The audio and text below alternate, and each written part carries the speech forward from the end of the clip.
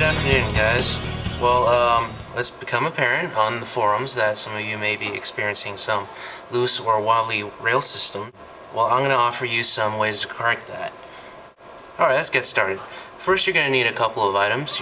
You might need one of these blocks. This is for hammering. A small hammer, maybe an action wrench, as well as a punch, a 1.5mm Allen wrench, and a bottle of Loctite. Okay.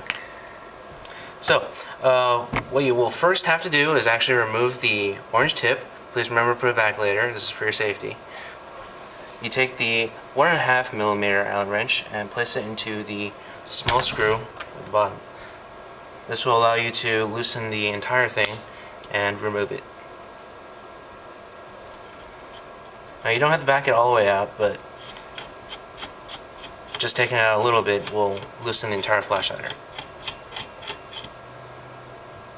Don't forget your little spacer and spring. The next step is to remove the outside of your rail system. This is fairly simple by turning the large ring that secures, as well as holding on securely to the rail system itself.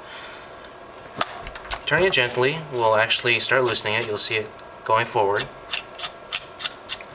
Go ahead and unscrew that. Please be wary of your gas block. It will jam, and if it does, it will stop your rail from moving out.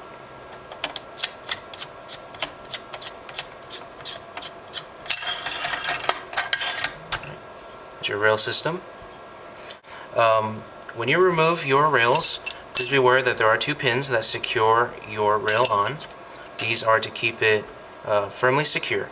Now, if it is wobbly, it may be due to loose screws at the base of your rail, or it could even be a loose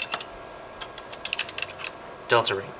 Now, one of the options available was to tighten these, but it became apparent that sometimes it would actually be the delta ring being insecure on its trunnion. That's where the Loctite will come in. In order to remove the delta ring, you will have to remove the gas block. That's right here. That's where your punch would come in handy. If you don't have a block for punching over, you can always use a piece of wood with a groove on it, or maybe a stack of books. Those textbooks will come in handy. Now, when you punch, there are specific ways to punch out these pins. On ours, there is no particular order. I like to do it with the receiver up, as you can see with the trademark. This is because the forward assist is in the way, and it actually rests on the block firmly and securely. Later, when you place it back in, it'll be much easier. So let's drive it. So after firmly punching these pins out, you should have two of them right here. Keep these safe, because if you lose these, you're going to have a bad time later. With those pins out, you should be able to remove the gas block, like so. Fairly simple. Go ahead and place it aside, and that should give you access to the delta ring. Now, in order to tighten it, we do recommend the use of an action wrench. You can purchase these at any gun shop or online store that sells armory tools. A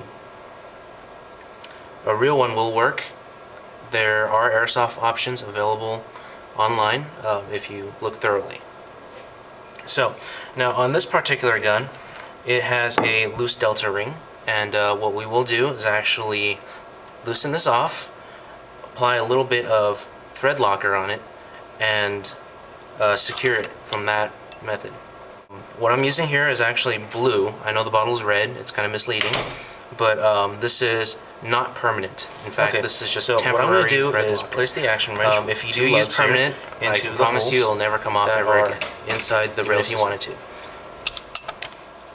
These will grasp firmly and actually make it easier for you to twist off by hand. If you don't have one of these, you're going to have a rough time doing this. So, to remove it, just go and twist off, and it should loosen. Once it is fairly loose, you should be able to take this off by hand.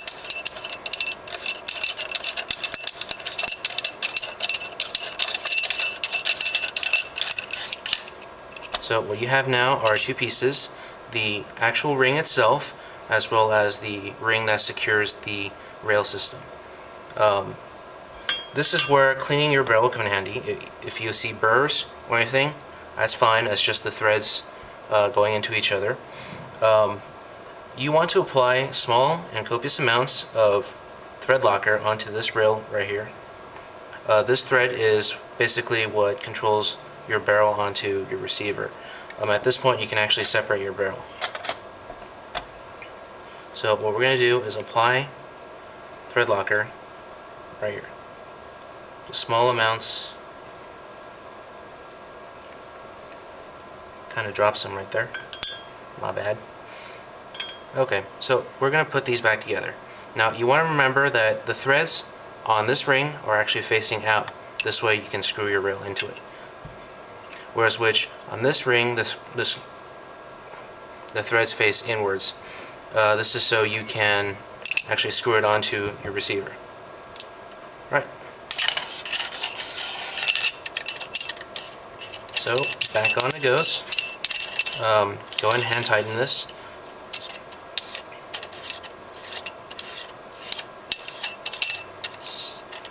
And then use your action wrench and firmly secure the whole delta ring back to your receiver. So what I've done is actually have the entirety of the action together, so I can place my hand firmly on the receiver to keep this down while I tighten this. What I'm trying to do is actually line up the holes that you see on the top of this delta ring with your gas block. Now, if it doesn't sit flush, your gas block will not go on friendly, and actually your whole site will pretty much be cock-sided.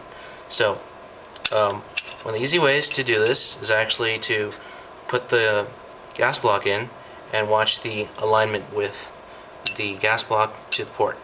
As you can see here, it's kind of off by a little bit. This is where your action wrench will come in handy. You can tighten it a little bit more.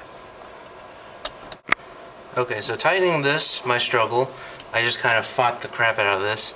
So, finally get your gas block into your receiver. You want to make sure that the ports on that are actually lined up so you can get ready to drive your pins back in. Firmly like I did. So, like I said, you don't want to lose these. If you do, you're going to have a pretty bad time. You could live with one, but it's not as good as having both. So now you want to put them back in. This is where your block comes back in handy. Go and put them back where you found them. And with a punch, there are some websites that will say you can use a screwdriver. That is a complete fallacy. If you use a screwdriver on any pin, you're going to ruin the pin and potentially your gun. So always have punches handy.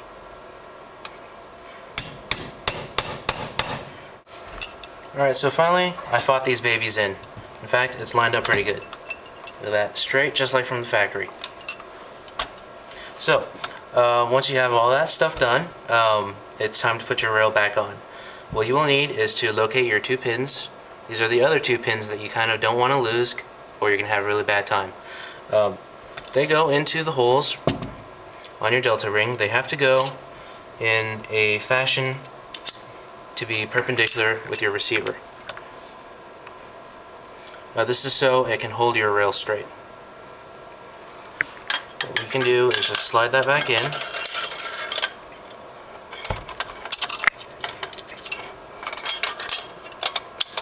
Like so, and start screwing that ring around. This is a good point where you can actually place Loctite onto your rail system to keep it from actually bouncing anymore. But then again, it also makes it extremely difficult to take apart. So I have that on. Just firmly tighten it with my hand, and that's pretty much it. Just throw on your flash hider, and good to go.